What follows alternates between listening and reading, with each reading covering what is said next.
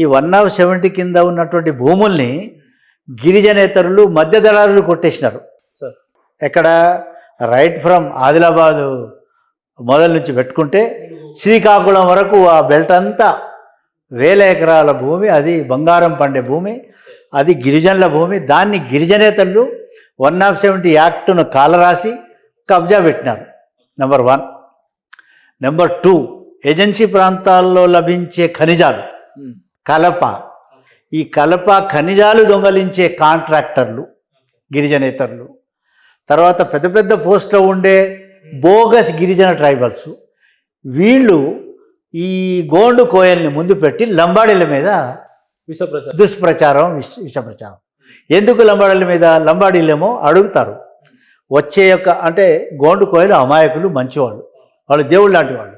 అయితే వాళ్ళని ఎగదోసి మీ హక్కులు లంబాడోళ్ళు కొట్టేస్తున్నారు అని ఈ లంబాడీ కోయ గోండ్ల మధ్య పంచాయతీ పెడితే వాళ్ళ అసలు సమస్య దారి మళ్ళుతుంది. ఏది? 170 ల్యాండ్స్, ఖనిజాల తస్కరణ, బోగస్ ట్రైబల్స్ యొక్క ఇష్టారాజ్యంగా కాంట్రాక్టర్స్, మనీ లెండర్స్. ఈ అంశంలో ఇంత పెద్ద కుట్ర ఉందా సార్? ఇది ఇది ఇది ఈ కుట్ర వెనుక దాగింది. దాన్ని ఇప్పుడు నేను బయట పెట్టబోతున్నా.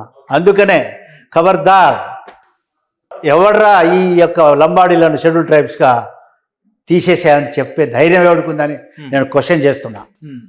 ఏ రోజైతే కాంగ్రెస్ పార్టీ ఇందిరాగాంధీ గారి నాయకత్వంలో ఆ రోజుల్లో ఈ అన్యాయం ఆంధ్రలో షెడ్యూల్ ట్రైబు, తెలంగాణలో షెడ్యూల్ ట్రైబ్ కాదు, ఒరిస్సాలో షెడ్యూల్ ట్రైబు, మరి బీహార్లో షెడ్యూల్ ట్రైబు, జార్ఖండ్లో షెడ్యూల్ ట్రైబు, వెస్ట్ బెంగాల్లో షెడ్యూల్ ట్రైబ్గా ఉన్నటువంటి జాతి బంజారా లంబాడీ జాతి. అదే రకంగా కర్ణాటకలో షెడ్యూల్ క్యాస్టు, హిమాచల్ ప్రదేశ్లో షెడ్యూల్ క్యాస్టు, ఢిల్లీలో షెడ్యూల్ క్యాస్టు. ఇట్లా 10 స్టేట్లలో ఇది ఎస్సీ ఎస్టీలుగా ఉంది.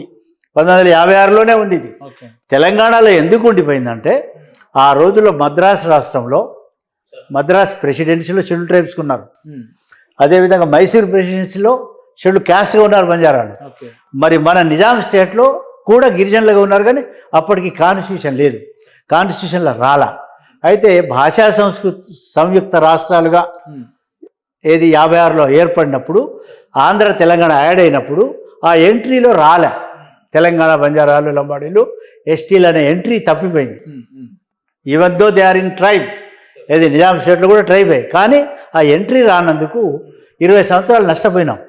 56 నుంచి 76 వరకు. అప్పుడు నేను మెడికల్ సీట్కి అప్లై చేసిన, నాకు మెడికల్ సీట్ రాలా.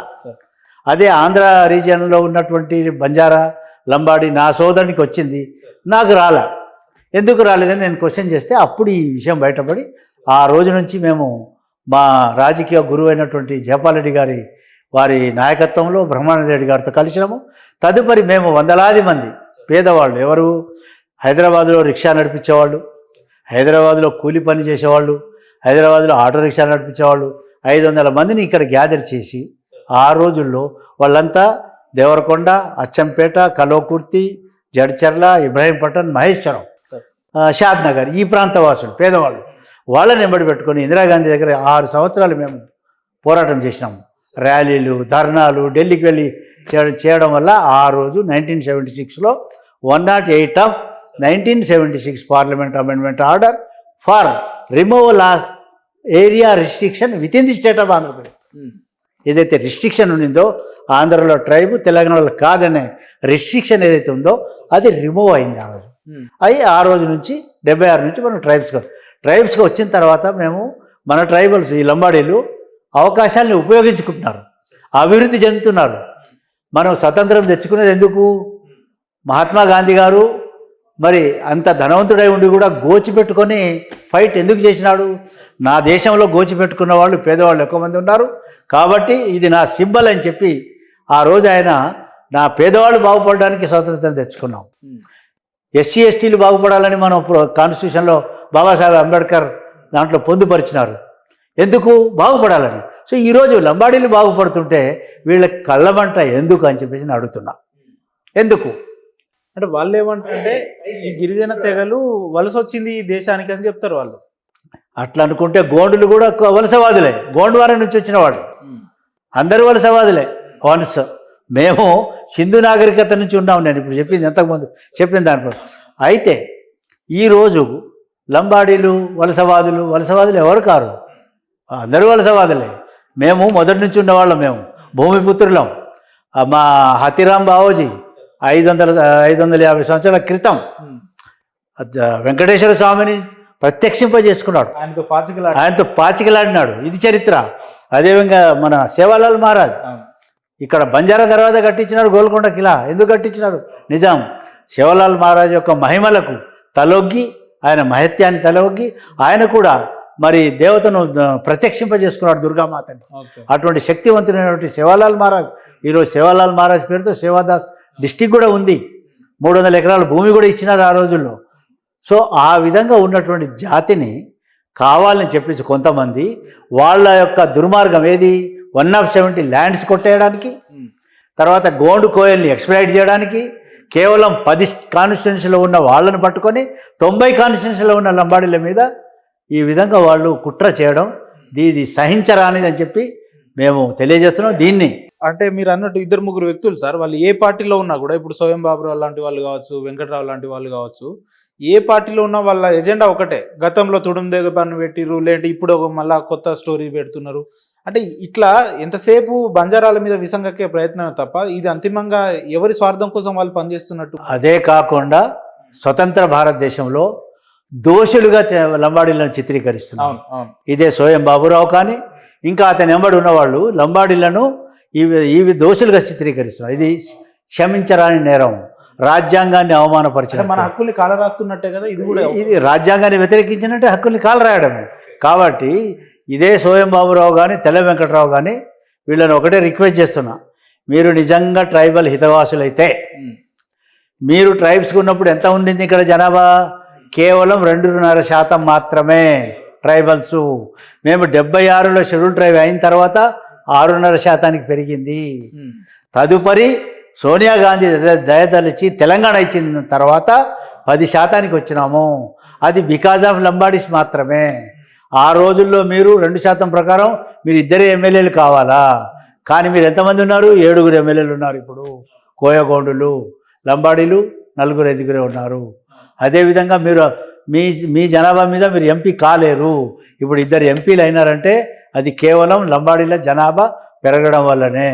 ఇది ఎట్లా? రాజ్యాంగంలో జనాభా ఎంత ఉంటే అంత రిజర్వేషన్ వస్తుంది, అంత బడ్జెట్ వస్తుంది. ఇందులో ఎవరి హక్కు ఎవరు తినజాలరు. ఒకవేళ లంబాడీలే కనుక ఎక్కువ హక్కులు ఉపయోగించుంటే మాకు రావాల్సిన 10% రిజర్వేషన్ ఏదైతే ఉందో అందులో 4% ఇంప్లిమెంట్ అయ్యింది, ఇంకా 6% ఉంది.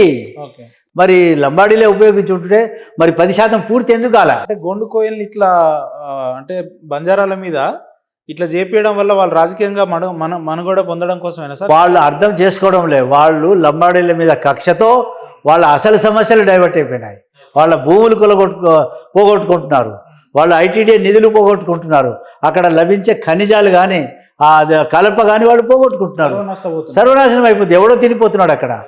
కనీసం వీళ్ళు ట్రైబల్స్కి ఉన్న లంబాడీలైనా ఉపయోగించుకుంటారు. సో నేను తెల్ల వెంకట్రావుకి, నేను అదే స్వయం బాబురావుకి రిక్వెస్ట్ చేస్తున్నా, మీరు దీంట్లో ఇతరుల చేతిలో కీలుబొమ్మలు కావద్దు. మీరు 170 గురించి కొట్లాడండి, మీకు కావాల్సిన జాబ్స్ గురించి కొట్లాడండి. ఇంకా 6% జాబ్స్ ఖాళీలు ఉన్నాయి. మీకు నిజంగా అన్యాయం జరిగి ఉంటే మనం ప్రభుత్వంతో కొట్లాడదాం. మాకు సూపర్ న్యూమరీ పోస్ట్ క్రియేట్ చేయండి, మాకు అపాయింట్ చేసి ఇన్ సర్వీస్ ట్రైనింగ్ ఇవ్వండి. ఇది there is a provision in the constitution. ముందు అపాయింట్ చేసి తర్వాత ట్రైనింగ్ ఇవ్వచ్చు. దానికి మనం ఫైట్ చేద్దామని తెల్ల వెంకట్రావును అదేవిధంగా బాబురావును నేను ఆహ్వానిస్తాను. కానీ గోండు కోయలు నష్టపోతున్నారని చెప్పడానికి ఉదాహరణ ఎక్కడుంది సార్? ఉదాహరణకు ఇప్పుడు మనం ఉన్నాం, మీరు ఇందాక అన్నారు ఏజెన్సీ ప్రాంతాలలో ఎక్కువ వాళ్ళు నివసిస్తారు. మనం ప్రభుత్వ ఉద్యోగాలలో, ప్రభుత్వ రంగ సంస్థలలో వాళ్ళకే ప్రాధాన్యత ఎక్కువ ఉంది. ఉదాహరణకు మన గిరిజనులకు 100 మార్కులు వస్తే వాళ్ళకు ఒక 60 మార్కులు వస్తేనే వాళ్ళకు ఉద్యోగాలు వస్తాయి. ఇంకా వాళ్ళు నష్టపోయే అవకాశం ఎక్కడుంది? ఎక్కడ లేదు. ఒకవేళ లంబాడీలు కనుక, లంబాడీలు యాక్టివ్గా ఉంటారు, అన్యాయాన్ని సహించరు, అడుగుతారు. అది తప్ప రాజ్యాంగం కల్పించింది, మన స్వతంత్రం తెచ్చిందే దాని గురించి. లంబాడీలు అన్ని లంబాడీ గుడిసెలే, తాండాలలో కనీస సౌకర్యాలు లేవు. అది లేక మరి ఆ కేసీఆర్ అనే అతను గ్రామ పంచాయతీలు చేసినాడు, ఖాళీ గ్రామ పంచాయతీలు. మేము రెవెన్యూ గ్రామ పంచాయతీలు అడిగినాం, అది చేయలేదు. అక్కడ కూడా మరి ఫెసిలిటీస్ లేవు. ఈరోజు కేవలం ఏదో 10 మంది ఐఏఎస్లు, ఐపీఎస్లు క్లాస్ 1 అయిపోగానే అందరూ బాగుపడలేదు కదా. 99% కమ్యూనిటీ అట్లే ఉంది.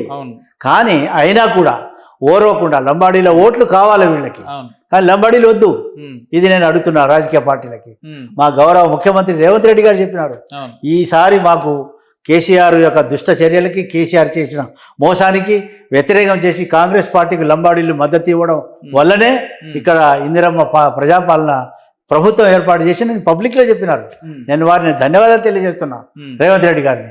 సో రేవంత్ రెడ్డి గారు టీఆర్ఎస్ పార్టీ ఏమంటదంటే తండాలని గ్రామ పంచాయతీలుగా గుర్తించిర్రు కాబట్టి ఇదంతా ఇప్పుడు రేవంత్ రెడ్డి గారే దగ్గరుండి గోండుకోయలకు మద్దతు ఇస్తున్నాడు అని చెప్తున్నారు. సీతక్క కానీ రేవంత్ రెడ్డి గారు ఏ పార్టీ ముఖ్యమంత్రి అదే పార్టీ షెడ్యూల్ ట్రైబ్ చేసింది లంబాడీలని.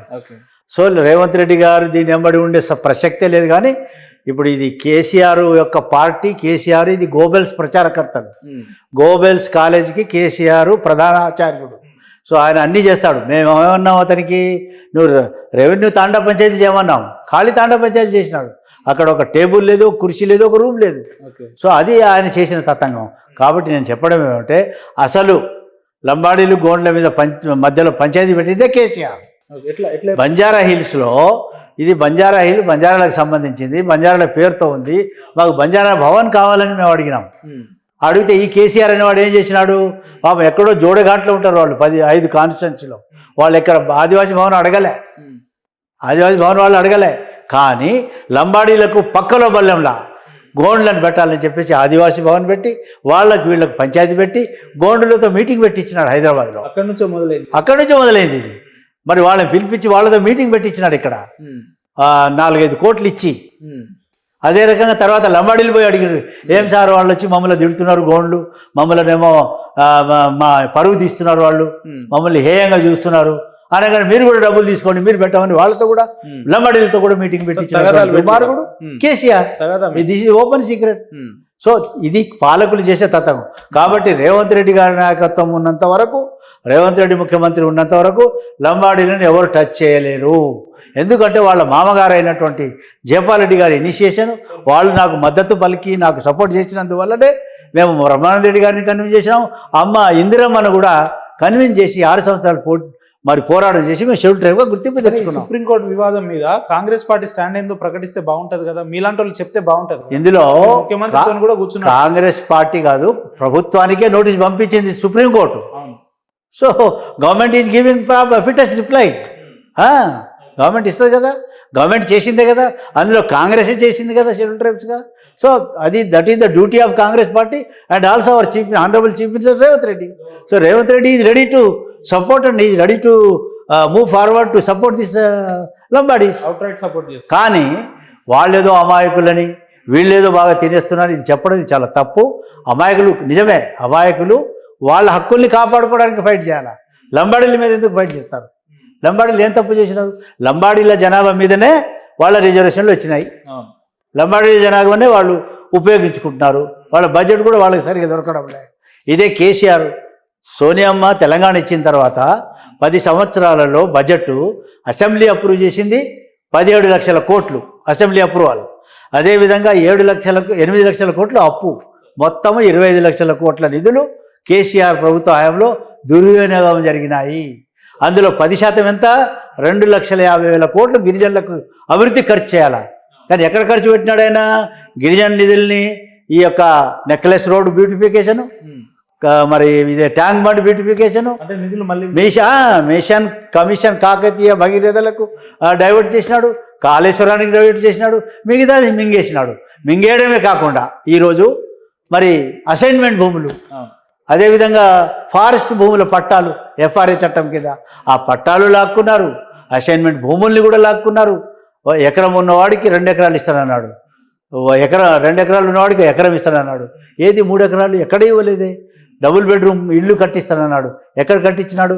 ట్రైబల్స్కి 12% రిజర్వేషన్ ఇస్తానన్నాడు, ఎక్కడ ఇచ్చినాడు? ఏది ఇవ్వకుండా బడ్జెట్ అంతా నాశనం చేసి ఈరోజు మళ్ళీ ఏదో మరి రేవంత్ రెడ్డి దీని వెనక ఉన్నాడు అన్నాడు. ఇది సిగ్గుచేటు. Revanth Reddy is for Lambadis, is for every tribe. ఆయన ముందు అందరు ట్రైబల్స్ ఈక్వల్గా ఉండాలా, సోదరభావంతో ఉండాలని కూడా ఆయన. అంటే గిరిజన జాతి మీద ఇంత యుద్ధం ప్రకటిస్తున్నారు అవతల వ్యక్తులు, గిరిజన జాతిలో అసలు సమైక్యత ఉందా సార్? లేదంటే అందరూ కలిసిమెలిసి ఉన్నారా? రాబోయే రోజుల పరిస్థితుల్ని ఎట్లా అధిగమిస్తారు? మీ కార్యాచరణలు ఏంటంటే ఏం చెప్తారు?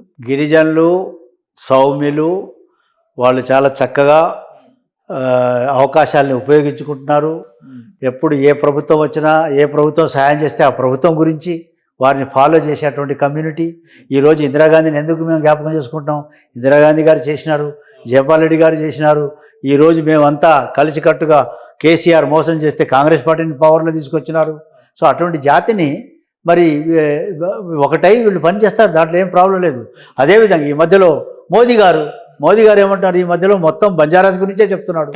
పాకిస్తాన్తో యుద్ధమవుతుంది పబ్లిక్ మీటింగ్లో చెప్తున్నా, ఎవరు? మోదీ గారు చెప్పినారు. సో ఇప్పుడు బంజారాలను తీసుకురావాలా, బంజారాలే పాకిస్తాన్ ఓడించే తాకత్తు సాక్రిఫైస్ చేసేటువంటి కమ్యూనిటీ అని చెప్పినాడు. చాలా గొప్ప మాట. మోదీ గారు చాలా తప్పు చెప్పినాడా? అదేవిధంగా మహారాష్ట్రలో మరి పౌరాదేవి మందిర్ మన కులదైవం, అక్కడ మ్యూజికల్ మందిర్, బంజారా మ్యూజికల్ మందిరాన్ని ఏర్పాటు చేసి 700 కోట్లతో దాన్ని ఇనాగ్రేషన్ చేసినాడు. This is Modiji's concept about the Banjara. అదేవిధంగా లక్కీషా బంజారా, మక్కన్ షాలబానా, బాపు లక్ష్మణ్ సింగ్, బాపు రామరావు మహారాజ్, బాపు శివలాల్ మహారాజ్ గురించి వారి యొక్క గురించి వారు ఎంత చెప్తున్నారు, ఘనంగా చెప్తున్నారు. వారి సాక్రిఫైసెస్ కానీ ఎంత గొప్ప చరిత్ర ఉంటే అట్లా చెప్తాడు. ఆ విధంగా ఒక ప్రధానమంత్రి ఒకసారిగా అది ఎన్నోసార్లు చెప్తున్నాడు. సో ఇప్పుడు మోడీ గారిని అడుగుతున్నాం, మోడీ గారు మీరు చెప్తున్నందుకు, మీరు మా జాతిని గుర్తించినందుకు మీకు ధన్యవాదాలు. కానీ మా జాతి ఈ విధంగా ఒక్కొక్క రాష్ట్రంలో ఒక్కొక్క తీరుగా ఉంది. దీన్ని 1 నేషన్ 1 కాన్స్టిట్యూషన్ మీరు అంటున్నారు, 1 నేషన్ 1 రేషన్ అంటున్నారు, 1 నేషన్ 1 ఎలక్షన్ అంటున్నారు, 1 నేషన్ 1 మరి సబ్స్క్రిప్షన్ అంటున్నారు. Why not 1 nation 1 Banjara and 1 reservation అని చెప్పేసి విషయాన్ని నేను ఈరోజు మరి మోదీ గారిని అడుగుతున్నా, రిక్వెస్ట్ చేస్తున్నా.